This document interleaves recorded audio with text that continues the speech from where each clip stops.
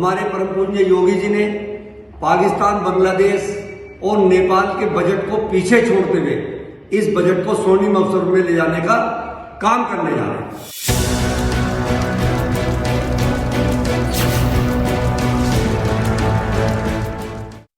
Budget की अगर बात की जाए तो पाकिस्तान, बांग्लादेश और नेपाल जैसे देशों से यूपी का ये बजट जो योगी सरकार पेश करेगी ये काफी बड़ा है।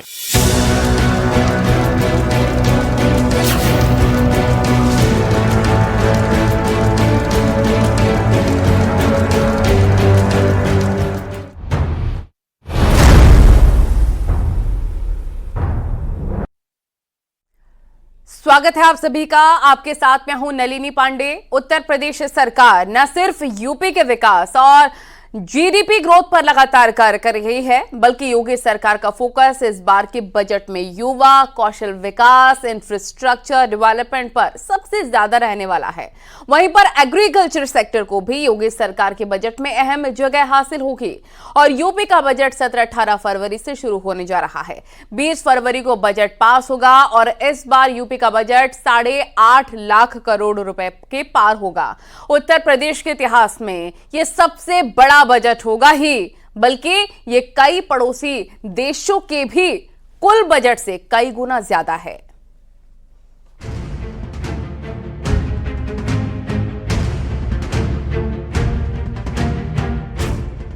यूपी का बजट 17-18 फरवरी से शुरू होने जा रहा है। 20 फरवरी को बजट पास होगा। इस बार यूपी का बजट 8.5 लाख करोड़ रुपए से ज्यादा का होगा। उत्तर प्रदेश के इतिहास में तो ये सबसे बड़ा बजट होगा ही, बल्कि ये कई पड़ोसी देशों के भी कुल बजट से कई गुना ज्यादा है। नए वित्तीय वर्ष 2025-26 के बजट में उत्तर प्रदेश की योगी सरकार का फोकस किसान, युवाओं और सामाजिक योजनाओं के साथ साथ इंडस्ट्रियल कॉरिडोर और नए एक्सप्रेस वे पर होगा। ऐसे में योगी सरकार प्रदेश को कई बड़ी सौगातों से नवाजने जा रही है। उत्तर प्रदेश सरकार पिछले साल कुल 7,66,000 करोड़ रुपए का बजट लेकर आई थी और इस बार इसे और बढ़ाकर 8.5 लाख करोड़ रुपए से ज्यादा का करने की तैयारी है। यूपी का बजट 17-18 फरवरी को शुरू हो रहा है और योगी सरकार 20 फरवरी को अपना बजट पेश करेगी। दरअसल यह बजट 8.5 लाख करोड़ का बजट माना जा रहा है, जिसे योगी सरकार पेश करने जा रही है। उत्तर प्रदेश का बजट देश के तमाम राज्यों से तो ज्यादा है ही, बल्कि यूपी का बजट कई पड़ोसी देशों से भी कहीं ज्यादा है। उत्तर प्रदेश का 2025 का बजट 8.5 लाख करोड़ से ज्यादा का है। पाकिस्तान का 2024 का बजट तकरीबन 5,85,000 करोड़ का था। बांग्लादेश का 2024 का बजट 5,74,000 करोड़ का था। नेपाल का 2024 का बजट तकरीबन 1,17,000 करोड़ रुपए का था। का बजट पेश करने जा रही है। यूपी के विकास में समर्पित यह बजट होगा। योगी आदित्यनाथ महाराज जी के नेतृत्व में यूपी इस कदर आगे बढ़ रहा है कि बजट के मामले में पाकिस्तान, बांग्लादेश हमसे काफी पीछे है। उत्तर प्रदेश सरकार का इस बार का बजट न सिर्फ यूपी के इतिहास का सबसे बड़ा बजट होगा, बल्कि देश के तमाम राज्यों में ये बजट सबसे ज्यादा होने वाला है। इसके अलावा खास बात ये कि सिर्फ देश के राज्यों ही नहीं, बल्कि तमाम पड़ोसी देशों के बजट से भी ज्यादा उत्तर प्रदेश का बजट रहेगा। पाकिस्तान, नेपाल, बांग्लादेश और भूटान के वित्तीय बजट पर नजर डालें तो ये पाकिस्तान से कहीं ज्यादा है, बल्कि नेपाल और बांग्लादेश दोनों के पिछले साल के वित्त बजट को मिला भी लें तो भी यूपी का बजट ज्यादा रहेगा। इस बजट के माध्यम से हमारे परम पूज्य योगी जी ने पाकिस्तान, बांग्लादेश और नेपाल के बजट को पीछे छोड़ते हुए इस बजट को स्वर्णिम अवसर में ले जाने का काम करने जा रहे हैं। साफ है कि उत्तर प्रदेश सरकार न सिर्फ यूपी के विकास और जीडीपी ग्रोथ पर लगातार काम कर रही है, बल्कि योगी सरकार का फोकस इस बार के बजट में युवा, कौशल विकास, इंफ्रास्ट्रक्चर डेवलपमेंट पर सबसे ज्यादा रहने वाला है। वहीं एग्रीकल्चर सेक्टर को भी योगी सरकार के बजट में अहम जगह हासिल हो सकती है। योगी सरकार 8.5 लाख का सबसे बड़ा बजट पेश करने जा रही है। इस बजट में किसानों, महिलाओं, उद्यमियों, युवाओं समेत सभी तबके का ध्यान रखा जाएगा और उत्तर प्रदेश की जो तमाम विकास की योजनाएं हैं उनको गति मिलेगी। कैमरामैन गोपीगिरी के साथ संकेत मिश्रा, न्यूज़ 18 लखनऊ। और सीतापुर जिला कारागार में बंद कांग्रेस के सांसद राकेश राठौर पर लगे यौन शोषण के आरोप मामले में एक बड़ा खुलासा हुआ है। सांसद ने अपने वकील के माध्यम से न्यायालय में दाखिल किए गए हलफनामे में स्वीकार किया है कि एक महिला के साथ बातचीत की वायरल ऑडियो रिकॉर्डिंग में आवाज उनकी ही है। राठौर ने फॉरेंसिक साइंस लैबोरेटरी यानी कि एफएसएल में वॉइस सैंपल देने से साफ मना कर दिया है। ये मामला एक महिला नेता द्वारा दर्ज कराई गई यौन शोषण की याचिका से जुड़ा है। जांच अधिकारी ने पहले ही वॉइस सैंपलिंग के लिए जेल में नोटिस भेजा था।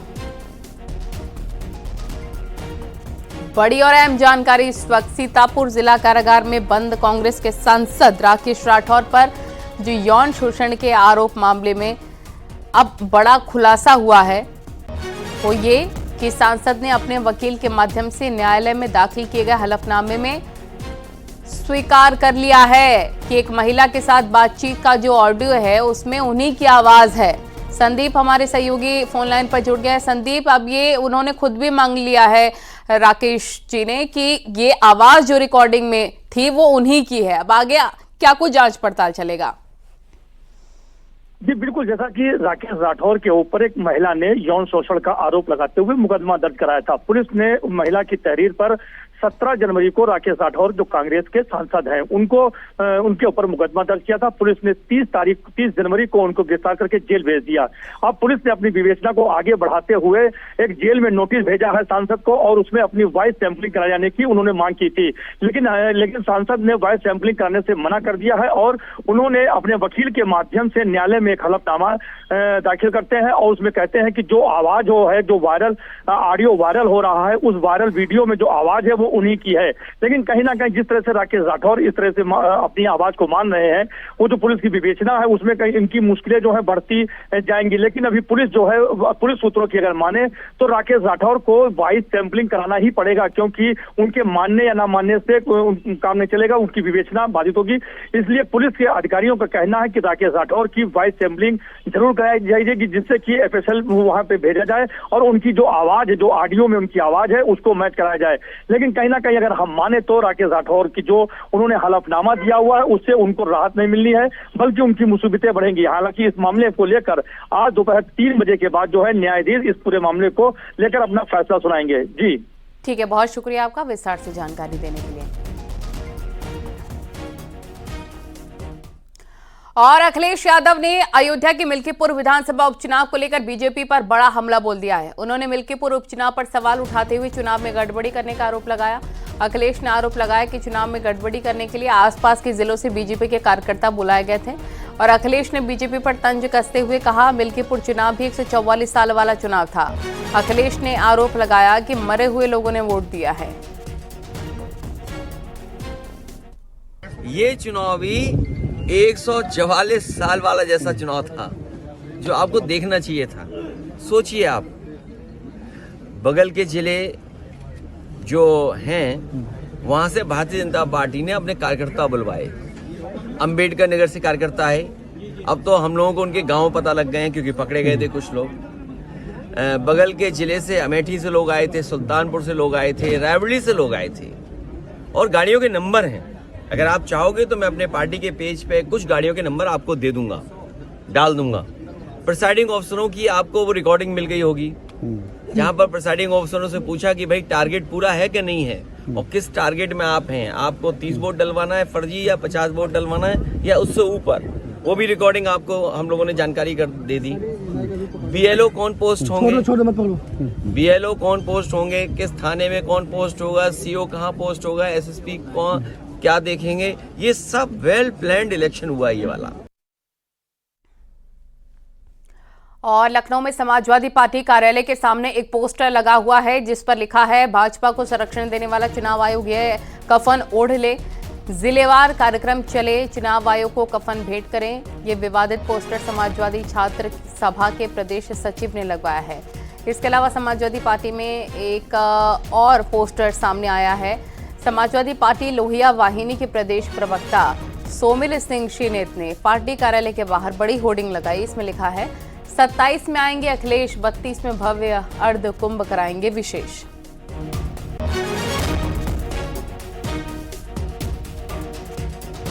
के बीच समाजवादी पार्टी के प्रदेश कार्यालय के बाहर लगी हुई एक होर्डिंग चर्चा में आ गई है। समाजवादी पार्टी के प्रदेश प्रवक्ता सोमिल सिंह श्रीनेत की ओर से ये होर्डिंग लगाई गई है, जिसमें अखिलेश यादव की महाकुंभ में स्नान करते हुए एक तस्वीर के साथ लिखा हुआ है 27 में आएंगे अखिलेश, 32 में भव्य अर्ध कुंभ कराएंगे विशेष।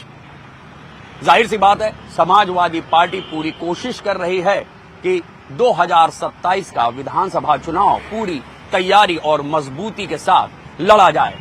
समय समय पर इसको लेकर होर्डिंग भी लगते हैं समाजवादी पार्टी के प्रदेश कार्यालय के बाहर।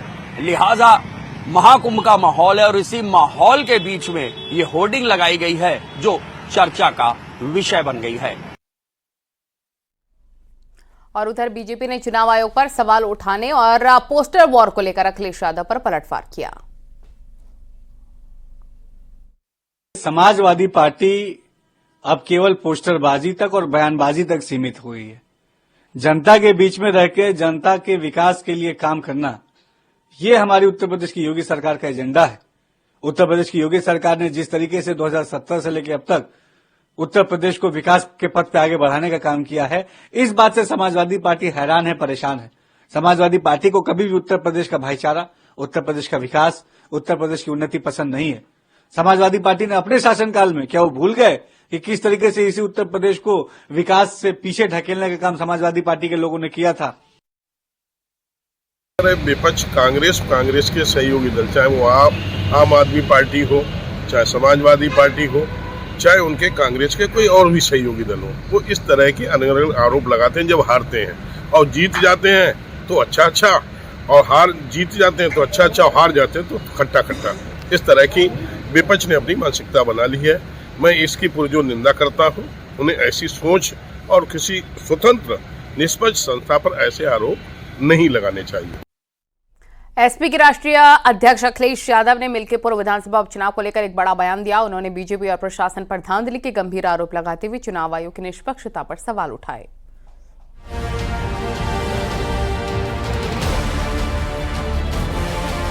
मिल्कीपुर उपचुनाव भले ही शांति से संपन्न हो गया, लेकिन सियासी घमासान जारी है।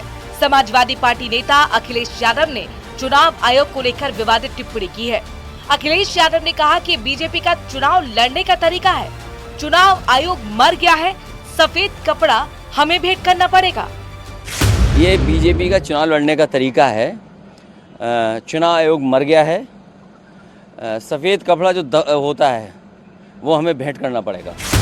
अखिलेश यादव ने चुनाव आयोग पर सवाल खड़े किए तो बीजेपी नेता रविशंकर प्रसाद उनकी भाषा पर सवाल उठाते नजर आए। उन्होंने कहा कि ऐसी भाषा का उपयोग ठीक नहीं।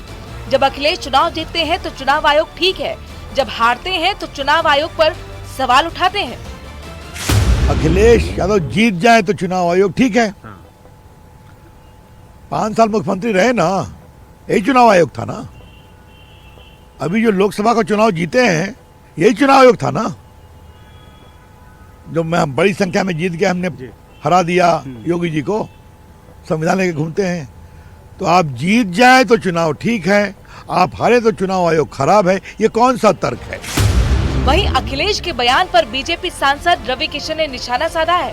पूर्व सांसद सुभद्र पाठक ने अखिलेश यादव के बयान पर पलटवार किया है।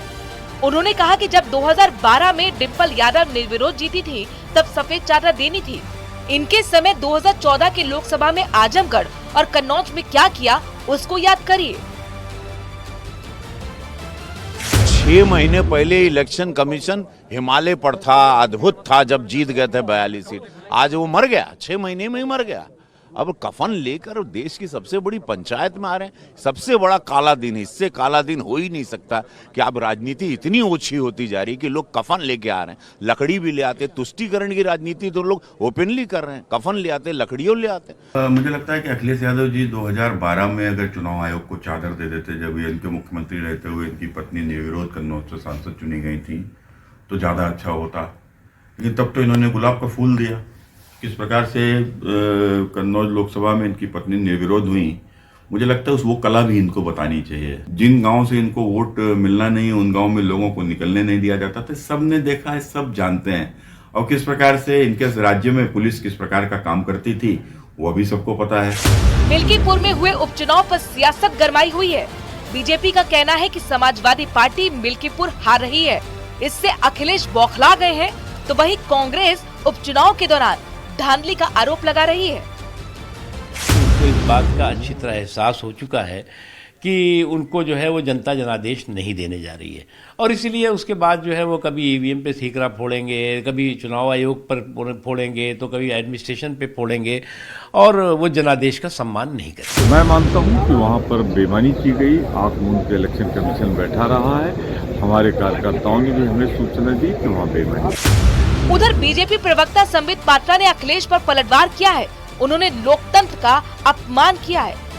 जब सदन आरंभ हुआ तो समाजवादी पार्टी ने आज पहली बार मर्यादा तोड़ते हुए चुनाव आयोग के लिए, चुनाव आयोग के मृत शरीर के लिए कफन प्रस्तुत किया स्पीकर महोदय के सामने।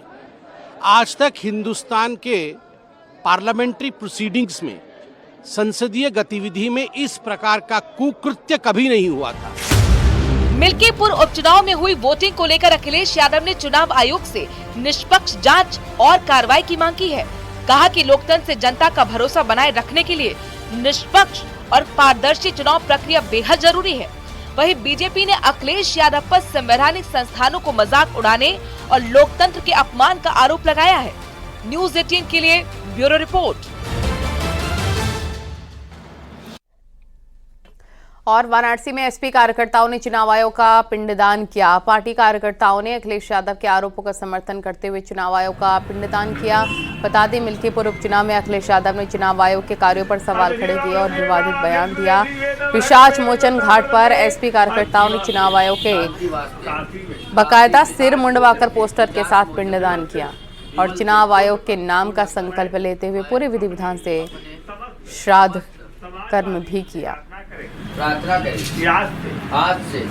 क्योंकि आप लोग तो जान ही रहे केंद्रीय चुनाव आयोग किस तरीके का पक्षपातपूर्ण रवैया है, जिस तरीके से विपक्ष को दबाने का काम केंद्रीय चुनाव आयोग कर रहा है, एक पार्टी विशेष को लाभ पहुंचाने का काम चुनाव आयोग कर रहा है।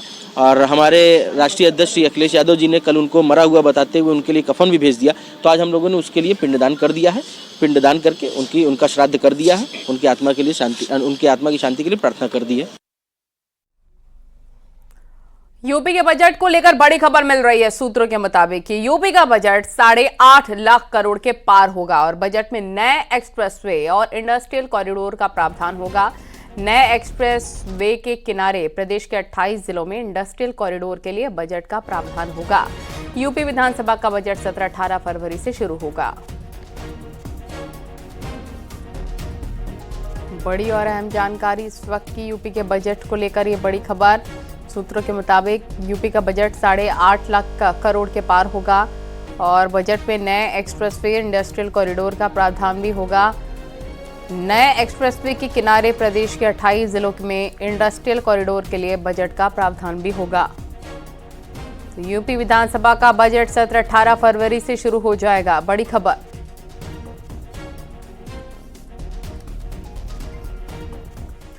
अयोध्या के मिल्कीपुर विधानसभा उपचुनाव में कल वोटों की गिनती होगी। राजकीय इंटर कॉलेज में सुबह 8 बजे काउंटिंग होगी और काउंटिंग के लिए 14 टेबल लगाए गए हैं। 30 राउंड में मतगणना पूरी होगी। मतगणना के लिए 76 कर्मचारियों की 19 पार्टियों को तैनात किया जा रहा है। इसमें 8 रिजर्व में रहेंगी और काउंटिंग से पहले विकास भवन में सभी स्टाफ को ट्रेनिंग प्रशिक्षण दिया गया है। बता दें कि इस सीट पर बीजेपी से चंद्रभानु पासवान और समाजवादी पार्टी की ओर से अजीत प्रसाद चुनाव मैदान में है। अवधेश प्रसाद के सांसद चुने जाने के चलते ये सीट खाली हुई थी।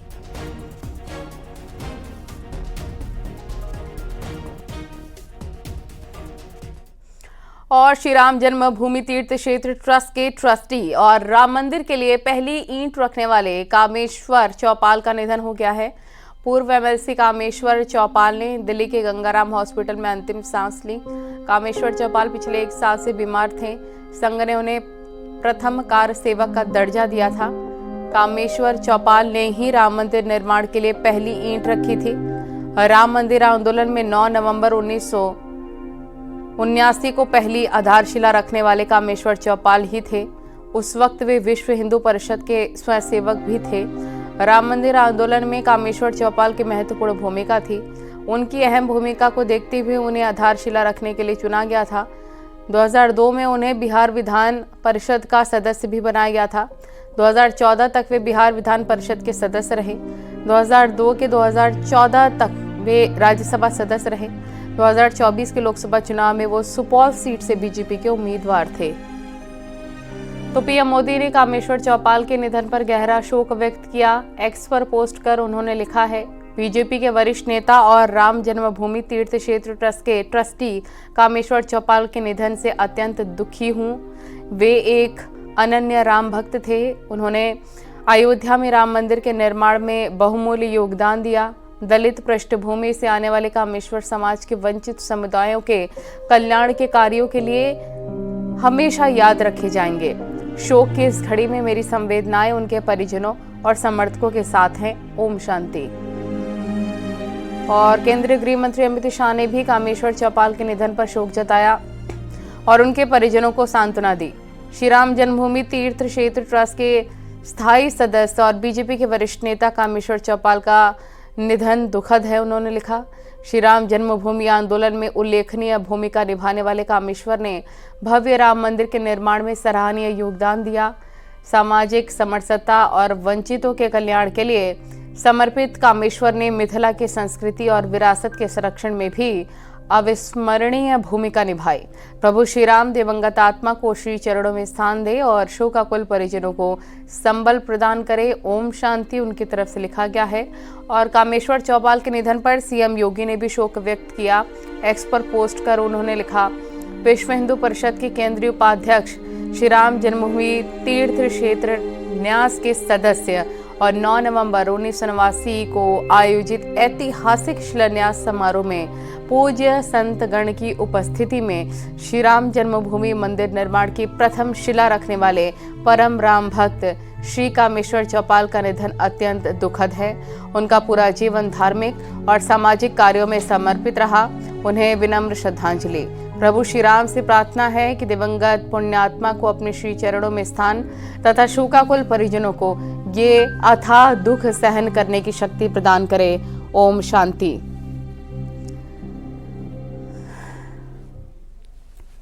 खबरें जारी हैं, रुकेंगे छोटे से ब्रेक के लिए।